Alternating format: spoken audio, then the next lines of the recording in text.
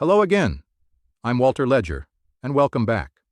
In our last video, we explored what people actually do with cryptocurrency, beyond just hoping to get rich quick. We saw real-world applications from international money transfers that cost pennies instead of $50, to protecting savings in unstable economies, to businesses using blockchain for supply chain tracking. But I bet some of you are sitting there thinking, okay, Walter, this all sounds interesting, but if I wanted to dip my toe in these waters, how would I actually do it safely? And that's exactly what we're going to tackle today. Now, before we dive in, let me be crystal clear about something. This isn't me telling you to invest in cryptocurrency. This is me showing you how to do it safely if you decide it's right for your situation. Keep in mind, this is an 11-minute video. So, I'm going to walk you through the basics of buying your very first Bitcoin. Consider this a simplified roadmap.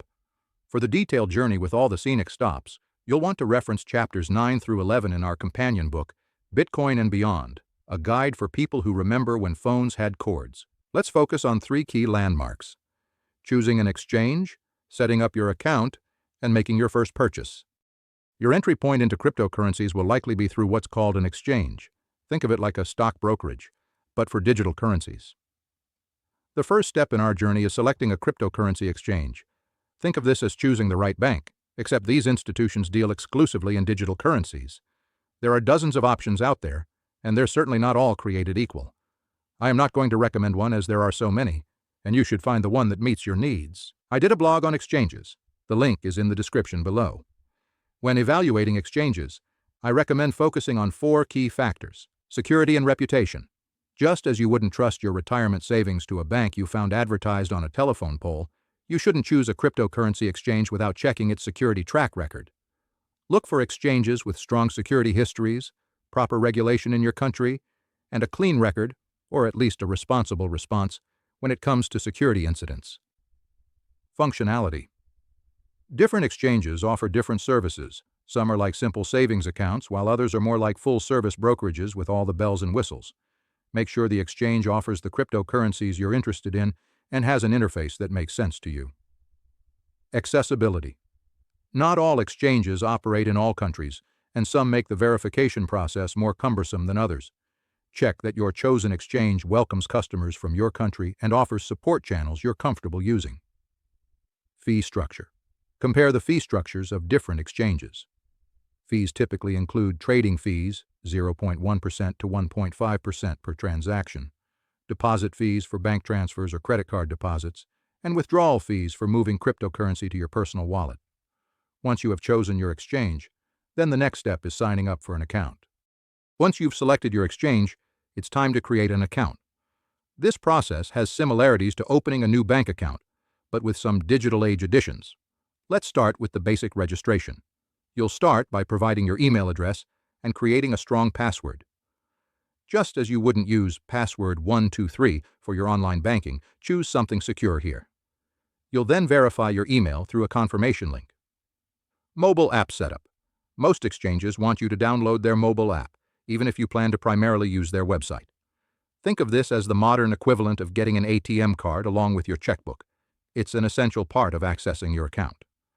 Identity verification. This step might feel a bit invasive, but it's actually a good sign.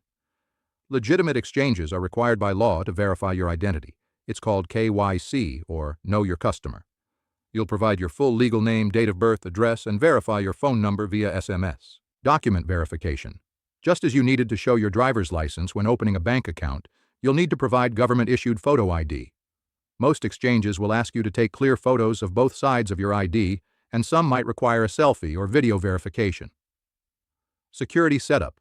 The final step is setting up additional security measures. The most important is two-factor authentication, 2FA, which adds a second layer of protection beyond your password. Think of it as having both a key and an alarm code to enter your home. One alone isn't enough. The verification process typically takes 1 to 3 business days, though some exchanges can complete it much faster. While waiting, you might want to review chapters 9 through 10 in our book, which cover security practices in more detail. Here are a few tips for setting up your account. Practice strong account security. Use a unique, complex password. Consider a password manager like LastPass or RoboForm. Enable two-factor authentication, preferably using an authenticator app rather than SMS. Be wary of phishing attempts. Always double-check website URLs and never click on suspicious links. Email security. Secure the email account associated with your cryptocurrency exchanges. Use a separate email address exclusively for cryptocurrency activities. This creates an additional barrier between your crypto accounts and your regular online activities. Verify everything. Bookmark the official exchange website rather than using search engines. Verify email sender addresses carefully. Never click links in emails claiming to be from exchanges. Navigate directly to their website instead. Remember, this isn't a bank. The responsibility is on you to get it right. Once you have chosen your exchange and registered your account, you can start your investment journey. Here's where I want you to really listen carefully, because this is crucial for people our age. Begin with a small investment. Start with an amount you're completely comfortable losing, perhaps 1 to 2% of your investment portfolio at most. This allows you to learn the ropes without significant financial risk. If you have a $10,000 investment portfolio, we're talking about starting with $100 to $200 maximum. Focus on established cryptocurrencies. For beginners, stick with established cryptocurrencies like Bitcoin and Ethereum, rather than chasing obscure coins with promises of massive returns. The latter are often much riskier and more prone to scams. Dollar cost averaging. Rather than investing a large sum all at once, consider buying small amounts at regular intervals, weekly or monthly. This strategy helps mitigate the impact of market volatility. It's like gradually adjusting to a cold swimming pool instead of jumping in all at once. Now for the exciting part, buying your first Bitcoin. Once your account is verified, you'll need to follow your chosen exchange process. But here's what to expect. You'll need to fund your account first. You'll need to add money to your exchange account. Navigate to the Deposit or Funds section and choose your preferred deposit method.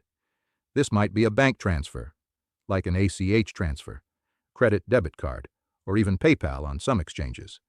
For your first venture into cryptocurrency, I strongly recommend starting small, perhaps with an amount you'd be comfortable spending on a nice dinner out. Remember when we first tried email or online shopping? We didn't migrate our entire life over at once, and the same principle applies here. Navigating the exchange interface. Take some time to familiarize yourself with the dashboard. Don't worry if it looks complicated at first. Focus on locating the Buy or Trade button. Many exchanges offer a simplified beginner mode that removes the complicated charts and options. Executing your first trade. Select Bitcoin, often listed as BTC, as the cryptocurrency you want to purchase. For your first purchase, I recommend using a market order, which is the simplest option. It's like saying, "I'll take the current price," rather than trying to negotiate. Enter how much you want to buy. Most exchanges let you enter either a dollar amount, like $50, or a Bitcoin amount, like 0.001 Bitcoin. Review all details, including any fees, and confirm your purchase. It can take anywhere from 10 to 30 minutes for the transaction to complete, depending on the miners and their blockchain updates. But congratulations, you're now officially a Bitcoin owner. And before you know it, you'll be checking the price and charts every 2 minutes and boring your friends and family on how your investment portfolio is doing. This is where many beginners get confused, so let me explain simply. When you buy Bitcoin on an exchange, it's initially stored in what's called an exchange wallet. Essentially, the exchange holds it for you. This is fine for small amounts while you're learning, but for larger amounts, you'll want to consider a personal wallet. Think of it this way. Keeping large amounts of cryptocurrency on an exchange is like keeping all your cash in someone else's safe deposit box. It's convenient, but you're trusting them with your money. Storage options is too big a topic to cover now. I have a whole chapter in my book, and I cover this in great detail there. If you are interested, the link is in the description below. Here's something many people don't realize. In many countries, including the US and the UK, cryptocurrency transactions are taxable events. Buying cryptocurrency with dollars isn't taxable, but selling cryptocurrency, trading one cryptocurrency for another, or using it to purchase goods and services may trigger capital gains taxes.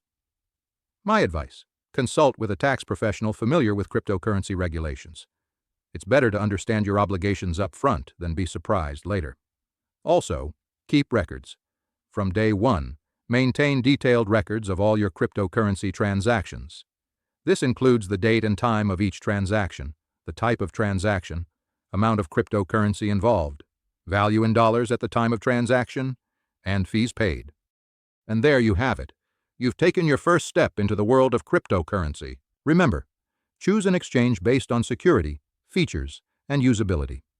Complete the verification process thoroughly. Start with small amounts as you learn. For a more detailed walkthrough, including security best practices and advanced features, refer to our companion book.